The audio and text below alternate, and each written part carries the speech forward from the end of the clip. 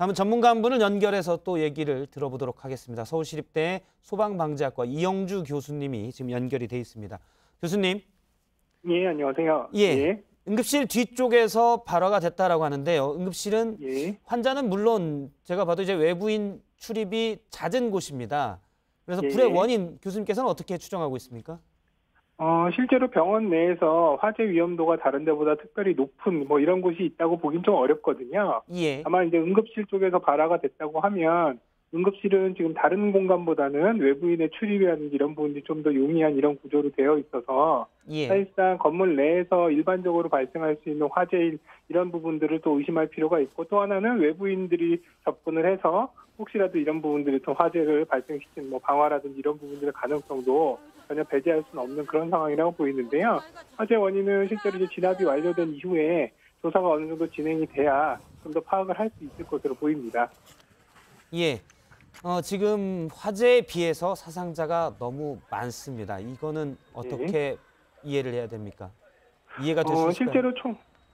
실제로 초기에 화재가 굉장히 빠르게 또 연기가 굉장히 많이 발생한 상황이고, 또 바로 2층, 그러니까 화재가 1층에서 발생했는데요. 그 직장수 2층으로는 계속 환자들이 이제 머무르고 있는 이제 병동이었기 때문에 실제로 화재가 발생했을 때 연기라든지 이런 부분들이 바로 위쪽으로 바로 확산이 됐을 가능성이 높고요.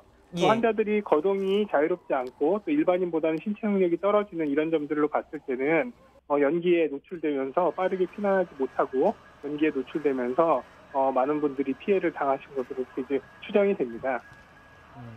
그렇군요. 지금 다 저희가 스튜디오 내에서도 그렇고 연결하시는 전문가님들도 병원이고 노약자가 많아서 사상자가 많은 것 같다라고 다 말씀을 하는데, 거기에 대한 사실 제도적 준비나 이런 것들은 좀 미비했던 것 같습니다. 지금 연기 때문에 사상자가 특히 많았는데 병원의 경우 예를 들어서 재현 설비를 좀 더 한다든지, 왜냐하면 노약자들은 사실 호흡기가 문제인 경우가 많기 때문에요.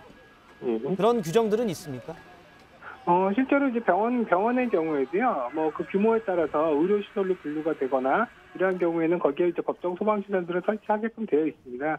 그렇기 때문에 이제 건물의 규모라든지 이런 것들이 파악이 되면 그런 소방시설, 제한 설비라든지 스프링클러 설비 이런 것들의 적용 여부들이 확인이 될 텐데요. 아직까지는 그런 부분들이 정확하게 확인이 안 되고 있어서 소방시설의 적정 작동 유무라든지 또 이런 부분들에 대한 부분들은 확인이 조금 필요한 상황입니다. 다만 이제 병원 같은 경우에 말씀하신 대로 실제로 연기라든지 이런 부분들이 굉장히 취약한 그런 이제 제약자들이 주로 많이 이용을 하기 때문에 연기에 대한 안전한 설비도 필요하지만 피난이라든지 대피에 관련된 이런 이제 다른 곳보다는 좀 더 안전하게 피난할 수 있는 피난 경로의 확보라든지 이런 것들이 중요하거든요. 우리나라의 병원들, 중소규모의 병원들의 경우에는 이러한 부분들의 배려라든지 이런 부분들이 상대적으로 좀 취약한 부분들이 많습니다. 지금 배려라고 말씀하셨는데요, 교수님. 예. 지금 배려라고 말씀하신데 배려 말고 규정이나 규제, 규칙 이런 것들은 없습니까? 규제나 이제 물론 이제 이런 부분들 일반 건물에 준해서 적용들을 하고 있습니다만, 실제로 일반 건물에 준할 뿐이지 사실은 이제 병원이라고 해서 특별히 이러한 부분들을 강하게 규제하고 있거나 이러지는 않거든요. 대형 병원이라든지 대형 의료시설로 분류가 된다면 모를까, 이런 중소규모의 병원 같은 경우는 그렇게 특별한 안전설비에 관련된 기준들이 강하지는 않습니다. 그렇다 보니까 이제 피난이라든지 이런 부분들도 사실상 일반 건물의 이상으로 이런 재해약자들을 충분히 대피시키거나 안전하게 방어할 수 있는 이런 수준이 안 된다는 거죠. 예, 다른 걸 하나 여쭤보겠습니다. 오늘 화재도 1층에서 발생을 했고요. 지난번 제천 화재 참사 때도 당시 필로티 구조에서 발생을 했습니다. 1층에서 불이 날 경우에 위에 불은 위로 가기 때문에요. 위에 있는 사람들이 피신하기가, 대피하기가 훨씬 더 좀 난처해지죠. 어떻게 대처하는 게 가장 낫습니까? 실제로 이제 하부층에서 화재가 발생했을 때는요, 계단실이나 이런 부분, 수직으로 연결되어 있는 통로를 따라서 화재가 확산되기가 쉽습니다. 따라서 우리가 대피할 수 있는 유일한 통로는 이제 계단 부분이 반대로 그쪽으로 화염이라든지 연기가 이제 치달아 올라올 수 있는 가능성이 있거든요. 그래서 항상 하부층에서 화재가 났을 때는 계단실의 상태, 그때문에 계단실을 통해서 확인을 했을 때 밑에 층에서 연기가 올라온다거나 이미 화염이 노출됐다고 하면 그 계단실 문을 열고 대피를 하기보다는 오히려 계단실 문을 기밀하게 막는 것이 오히려 그 층의 화재, 연기 확산에 차단을 하는 데 도움이 될 수가 있거든요. 그래서 연기의 상황을 정확하게 파악한 이후에 만약에 그 계단이 실제적으로 사용을 못한다면 다른 쪽에 다른 피난 계단을 확인하시면 사용할 수 있는 계단들을 확인하시는 게 좋고요.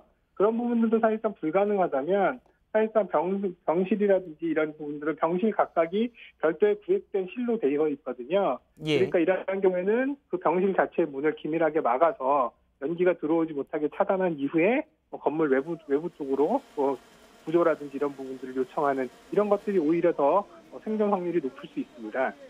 예. 지금 말씀은 병실 자체가 문을 닫으면 그 자체가 네. 뭐랄까요? 불연성으로 해서 불길이 안쪽으로 네. 불길이나 연기가 안쪽으로 오지 않기 때문에 오히려 거기서 구조를 기다리는 게 나을 수가 있다는 말씀이시군요. 예, 맞습니다. 근데 실제 이제 설비가 어떻게 되는지 좀 정상적인 확인을 좀 탈출 해야 되겠죠. 예, 정상적인 탈출 경로가 없다면 그렇게 하시는 게 오히려 나을 수 있습니다. 예, 알겠습니다. 여기까지 듣도록 하겠습니다. 교수님 고맙습니다. 예.